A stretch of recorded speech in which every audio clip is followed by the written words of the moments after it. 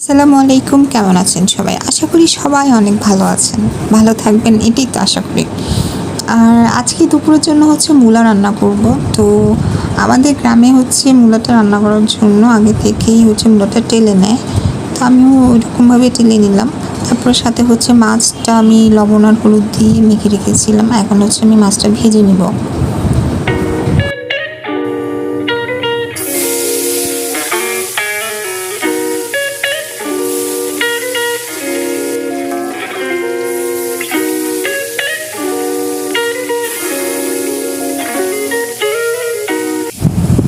আমার মাছ ভাজা হয়ে গেছে।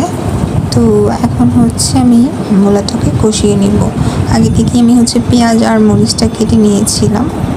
এখন পেঁয়াজ দিয়ে দিব প্রথমে।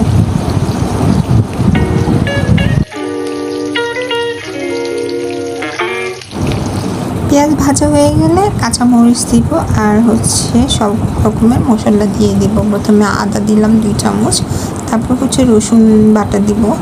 আর রসুন ছিল না বিদায় আমি এখন ব্লেন্ড করে নিয়েছিলাম। তো ব্লেন্ডারে কিছুটা রসুন রয়ে গেছে, সেজন্য ওটা আমি পানিটাও দিয়ে দিব। আর হালকা একটু ধনিয়ার গুঁড়া দিয়ে দিব।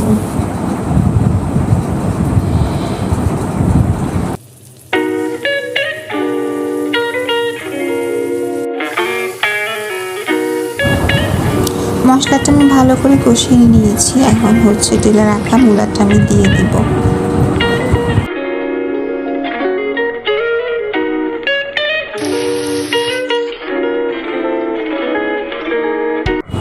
ভালো করে কষিয়ে নিব। আর এখন আমি মরিচটা অ্যাড করব।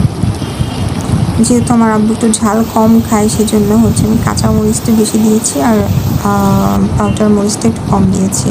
পানিটা আমি আগেই গরম করে রেখেছিলাম। 1 গ্লাস পরিমাণ পানি দিব।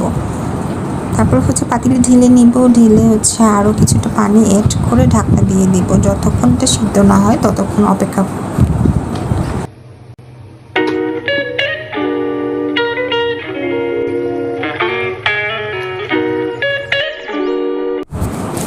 মূলাটা প্রায় সিদ্ধ হয়ে গেছে, তাই আমি এখন মাছ দিয়ে দিব। মাছ দিয়ে আরও কিছুক্ষণ মূলাটা সিদ্ধ করে নিব ভালোভাবে, মাছটা সহ। মূলাটা ভালোভাবে সিদ্ধ হয়ে গেছে, সাথে রান্নাও শেষ প্রায়। এখন আমি ধনিয়া পাতা দিয়ে দিব। রান্না শেষ। সবার যদি রান্নাটা ভালো লাগে দয়া করে সবাই লাইক, কমেন্ট, সাবস্ক্রাইব করে দিবেন আর শেয়ার করে দিবেন। আল্লাহ হাফিজ।